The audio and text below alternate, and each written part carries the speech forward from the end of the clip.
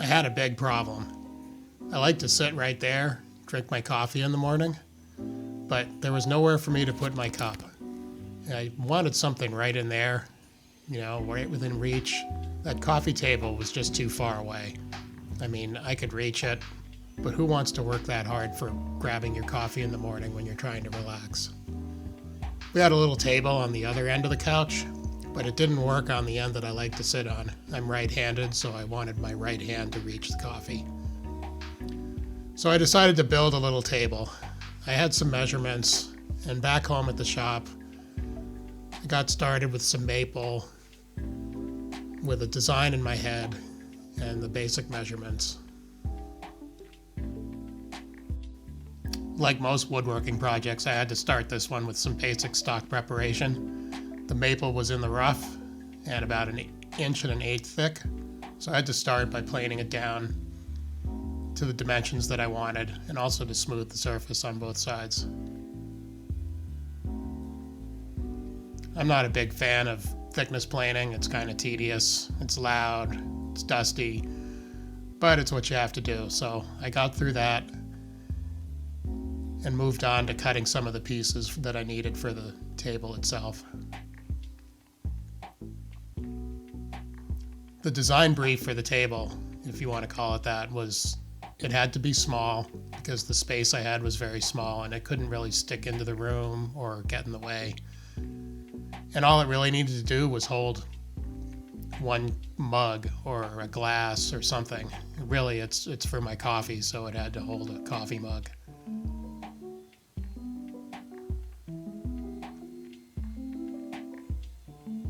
It was a very small table. I planned about 5 inches square for the top, so the legs were also small. These are 7/8 of an inch square.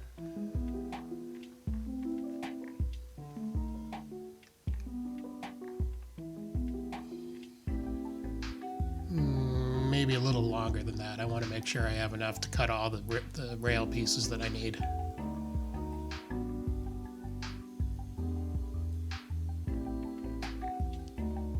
So the table would be pretty basic in design. 4 legs, 4 rails to hold them together, and a small top. But what made it a little more complicated was because of the small size, I wanted the legs to angle out from the base. Just a little bit, no wider than the top itself. So to help that process through, I decided to lay it out on this flat plywood. And that way I could work out what the angles were that I needed for the legs and for the rails to which they attach, rather than try to calculate or anything like that. So I literally drew the thing out. As I went, I thought, geez, this looks really tall and skinny. But I guess that's how it is, because I kept referring to my measurements and double checking, and it needed to be 24 inches tall to be comfortable. So I kept plugging away at it, even though it looked really funny to me when drawn out.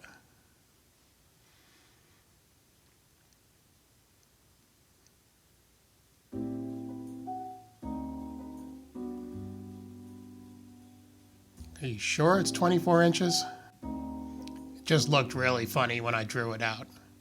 But that's what it said, so I took an angle off the bottom with my bevel gauge, used it to set the saw. Turned out to be basically 1 degree. This gave me the angle I needed for my connecting rails and for the top and bottom of each leg.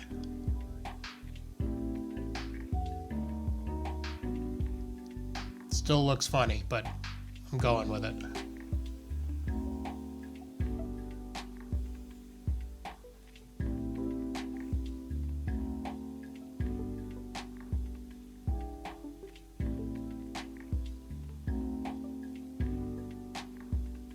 So now I could start cutting those legs. And with them laid right on the pattern, I could just mark off the bottom of the pattern, cut them at the 1 degree angle on my miter box.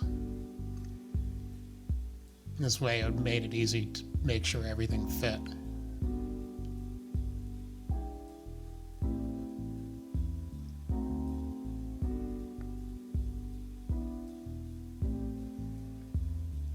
Looks very odd.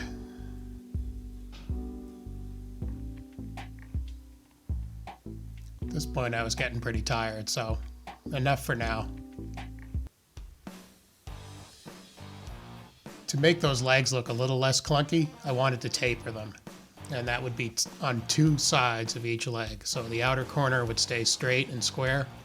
The two inner sides would be slightly tapered from a few inches down from the top towards the bottom. Just gave them a little bit slimmer profile. I just used a quick home-built hot glue jig to do this. So I don't have a fancy taper jig. After that, I had to scrape the glue off, which is pretty tenacious, before I could sand all the parts. I wish I had a speed up button for the actual sanding as well as for making a video of it, because it would make my life a whole lot better.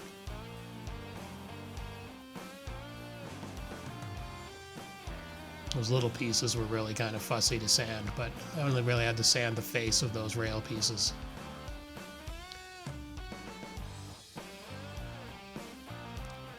Gluing this thing together was kind of interesting.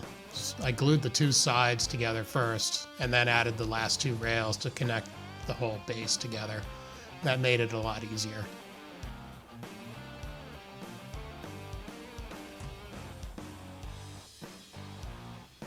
For the top, I just rounded the corners a little bit, 1/4 inch bit.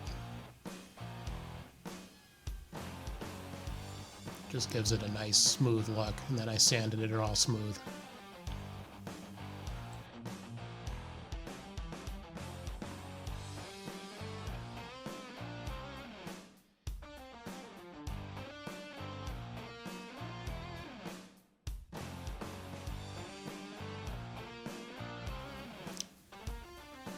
So with all that, it was the moment of truth. What was this thing really going to look like when I put it together?